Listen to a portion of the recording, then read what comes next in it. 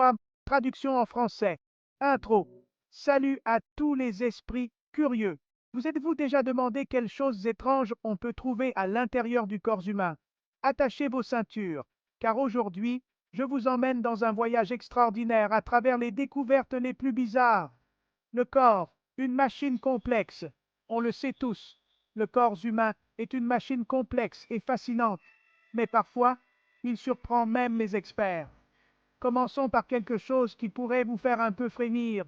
Imaginez aller chez le médecin pour un contrôle de routine et découvrir que vous avez, roulement de tambour, une plante qui pousse à l'intérieur de vous, des plantes dans les poumons.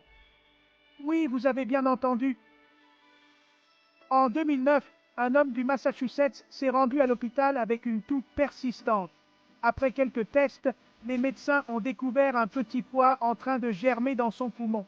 Il s'avère qu'il avait inhalé un pois qui a trouvé les conditions parfaites pour se développer. La nature trouve toujours un moyen, n'est-ce pas? Mais ce n'est pas tout. Partons en Russie, où une femme âgée souffrait de maux de tête intenses. Les médecins étaient perplexes, jusqu'à ce qu'une radiographie révèle quelque chose de vraiment choquant. Un sapin vivant poussait à l'intérieur de son poumon. On pense qu'elle a inhalé une graine qui a commencé à germer. La nature ne cesse jamais de nous étonner. Des vers dans les yeux et le cerveau. Maintenant, si vous pensez que c'est bizarre, attendez d'entendre ceci. En 2015, une Indienne de 26 ans est allée chez le médecin avec une douleur oculaire intense et un gonflement. Après un examen approfondi, les médecins ont trouvé un ver vivant qui se tortillait dans son orbite.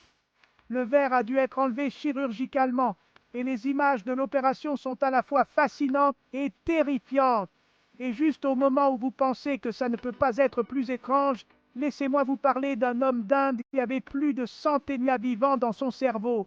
Oui, vous avez bien entendu, cette maladie appelée neurocysticercose survient lorsque les larves de ténia infectent le système nerveux central.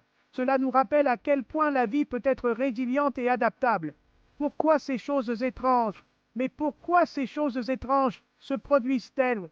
Parfois, il s'agit d'une inhalation ou d'une ingestion accidentelle. D'autres fois, ce sont des parasites qui profitent des ressources de notre corps.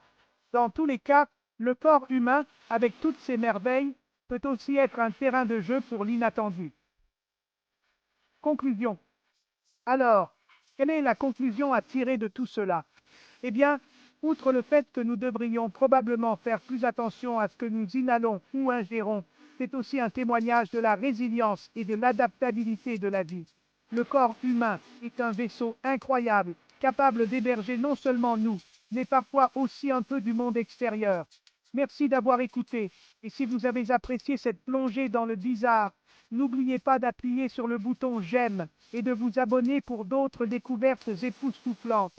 Restez vidéo.